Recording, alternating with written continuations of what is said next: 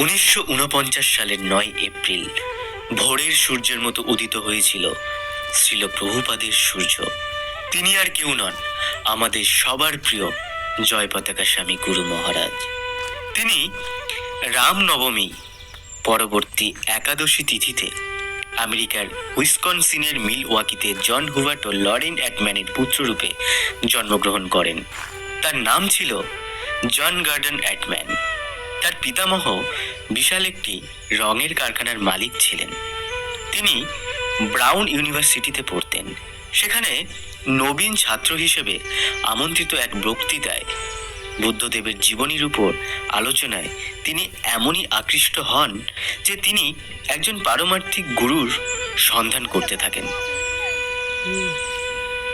একদিন আন্তর্জাতিক কৃষ্ণ ভাবনামৃত সংঘের অর্থাৎ ইস্কন প্রতিষ্ঠাতা আচার্য কৃষ্ণ কৃপাশ্রী মূর্তি অভয়চরণ ভক্তি বেদান্ত স্বামী প্রভুপাদের শিষ্যদেরকে পার্কে কীর্তন ও ব্যাক টু গডহেড পত্রিকা বিতরণ করতে দেখলেন এবং কপালে অঙ্কিত তিলক দেখে অবাক হয়ে গেলেন।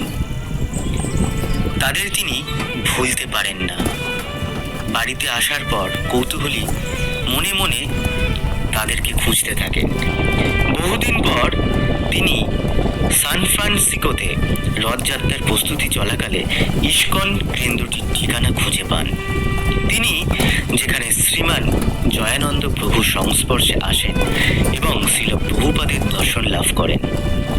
ইস্কনের সংস্পর্শে আসার 2 মাসের মধ্যে শ্রীল জয় পতাকা স্বামী মহারাজ ইস্কনের আদর্শে নিজেকে উৎসর্গ করার সিদ্ধান্ত নেন।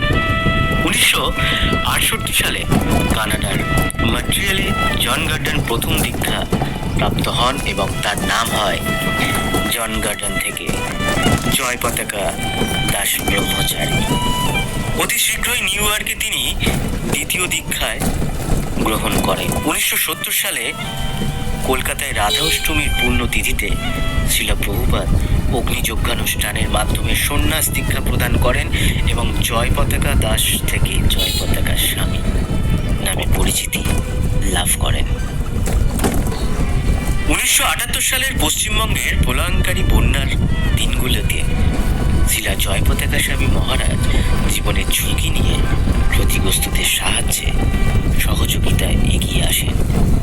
তার এই অবদান ও অন্যান্য নিঃস্বার্থ সেবার কথা স্মরণ করে কৃতজ্ঞতা স্বরূপ প্রায় 10,000 গ্রামবাসী জয় পতাকা স্বামীর ভারতীয় নাগরিকত্বের জন্য কেন্দ্রীয় সরকারের নিকট এক আবেদনে স্বাক্ষর করেন।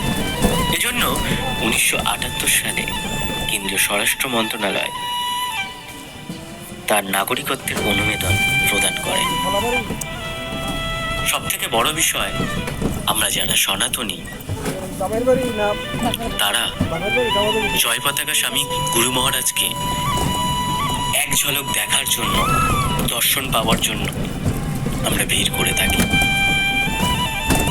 সকলের কাছে এটাই আবেদন বা নিবেদন, আমরা সবাই প্রার্থনা করব জয় পতাকা স্বামী গুরু মহারাজ যেন এইভাবেই ভালো থাকেন এবং ওনার সুস্থতা কামনা করি।